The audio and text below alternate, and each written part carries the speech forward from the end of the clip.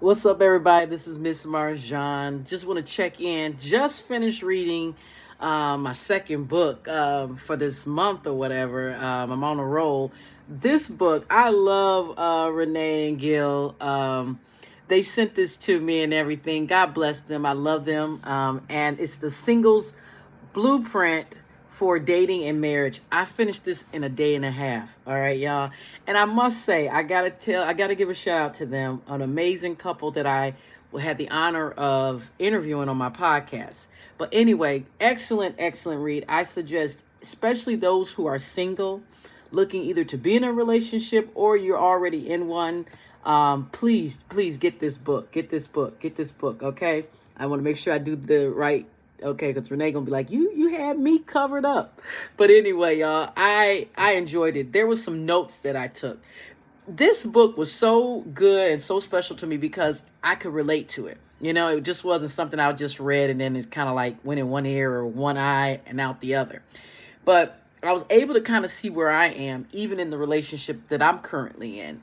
And the thing is, I had told Renee, we had spoke offline many times, and I had expressed some of my concerns because, being in previous relationships, they were all kind of bad. I'm just going to be honest. They were not good.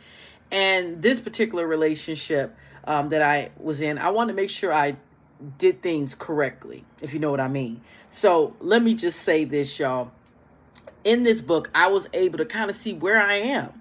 Because in the book, they talk about, from the beginning to the end, the stages of dating.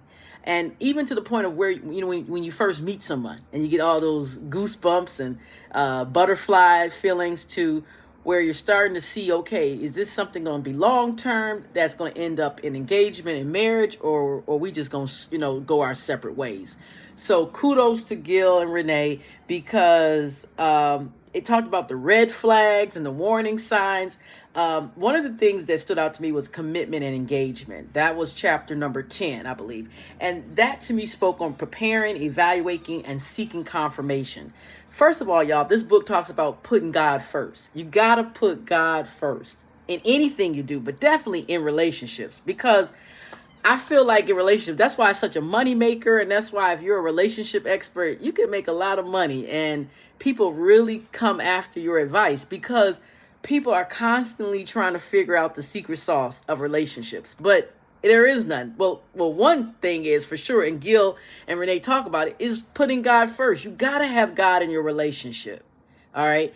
You got to let him lead. You got to seek him. And it said, like in the last chapter, trust in God's sovereignty and goodness and commit to living according to his purpose. And then guess what? Everything else will fall into place. So thank you so much, Gil and Renee, because I think at one point I was trying to do things according to my expertise or my knowledge and wisdom. No, you got to rely on God on things like this, because even though you may not have all the red flags and warning signs, there may come a time where you're just sitting there like, I have no idea what to do. Like, I don't know if I need to be with this person or I need to kind of just give them or myself walking papers.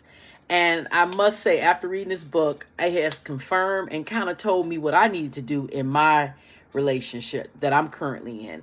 And, I am currently in a relationship with a guy named George. He is amazing.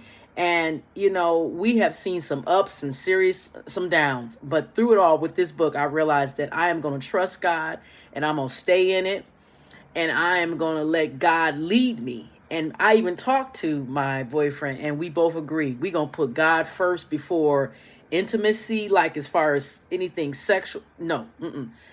Our finances, our health, our well-being, even to the point of where, we help each other out. We're going to start doing things that are not so touchy-feely, but like going out to the movies, going out to eat, but also learning how to not spend money.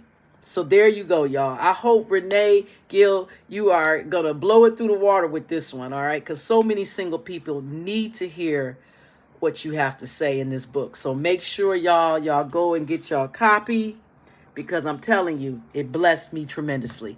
I love y'all, and there's nothing you can do about it.